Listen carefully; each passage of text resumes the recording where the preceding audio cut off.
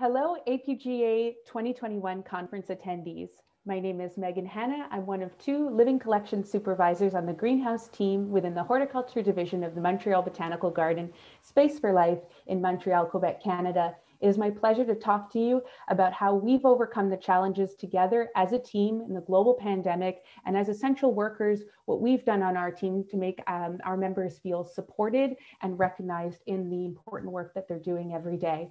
I'll be talking about our garden, what we do and what makes us tick, why engagement matters to us, especially in these current times, what we've been doing in the past, and with the arrival of the pandemic, the challenges we faced and the lessons that we've learned. Our public garden is part of Space for Life, the largest scientific museum complex in Canada and part of the city of Montreal. We are 185 acres of biodiversity within the heart of the city. We have over 22,000 registered species, varieties, and cultivars of plants, part of our living collections. They're showcased in 10 display greenhouses, over 20 thematic gardens, and so much more to discover. Our mission is about connecting people of all ages to nature. We've been doing this since 1931, and we achieve our mission through research, education, and conservation. Because our horticulture division participates in the conservation of plants by providing critical care to our living collections on a daily basis, it's important for us to be engaged, and our success as a botanical garden depends on it. It depends on finding meaning and purpose every day in the work we do, having strong connections to our plants, but also to the communities we serve and to one another, feeling supported and recognized in our work, most of all, having fun. And from a management perspective, it's been important for us, for all of our staff members, to feel professional, emotional, and social growth on the job. When we're growing and thriving, so are our plants. Our horticulture collection is over 120 employees in the high season, with permanent and seasonal employees combined. These are horticulturists, gardeners, support staff, and our management team. Before the pandemic, even though we're a large division, we've been known historically for being a team that likes to get together with at least 4 to 6 division meetings per year, an annual group photo. We do a welcome breakfast with our seasonal staff and new hires to welcome them and get them acquainted with the team over free coffee and danishes. At the end of the season, we've been known to do a thank you lunch, and we actually do an open house, which means we can pair up teams with a collection that they might not be familiar with. And the horticulturist of that collection spends the afternoon with them, giving them a guided visit of their work and their plants. We do a Christmas party with a gift raffle as well, gifts coming from the management team, as well as a contribution from our employee co-op. Our teams in general are known to be quite engaged themselves by having a tradition when employees retire, for instance. Team members will go with noisemakers and cheer and create a walk of fame as that employee leaves on their last day. We have employees that do bouquets for each other on heartfelt occasions, such as a retirement or when they're expecting a new baby. We have an employee-founded choir that would practice on lunch hour and do a Christmas concert right before the holidays. And some staff members actually initiate happy hours after work before the weekend at a local brewery. After March 13th, 2020, life completely changed with the arrival of the pandemic and the declaration of all sorts of shelter-in-place orders and the closing of our institution.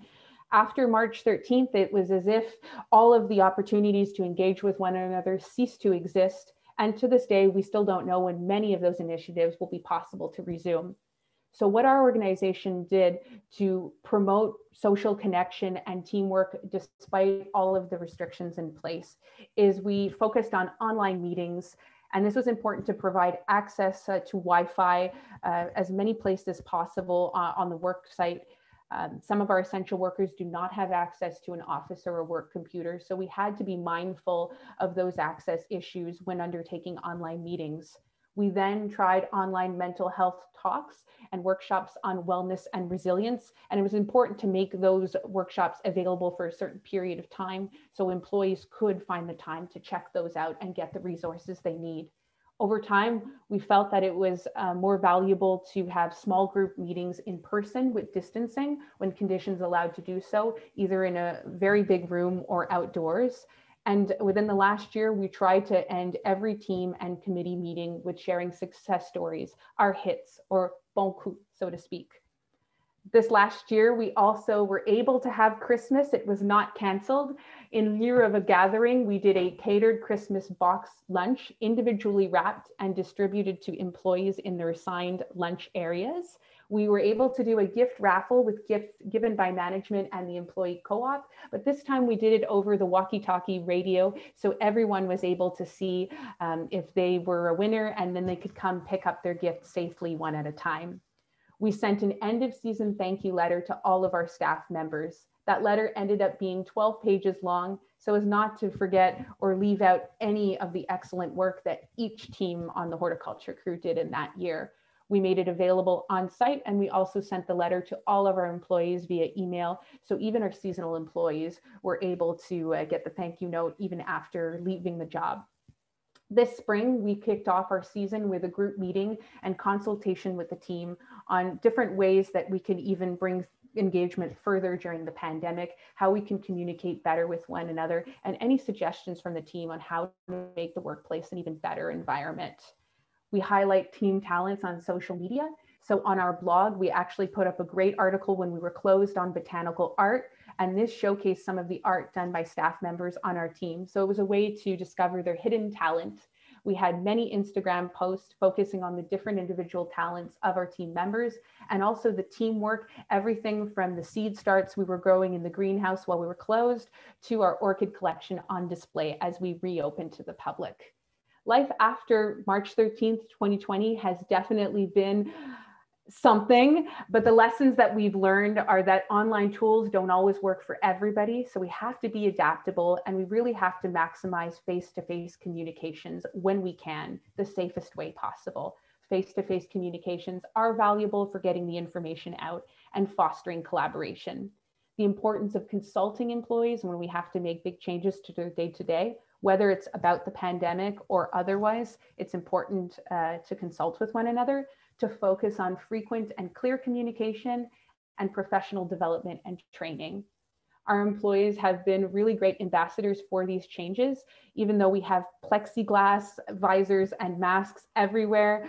Everybody is pitched in to decorate their workspaces, dress up from time to time, even don some tongs, gloves, a mask, and hand out candy to brighten up people's days. So I feel that we've adapted to this new condition, and we're very excited for future gatherings.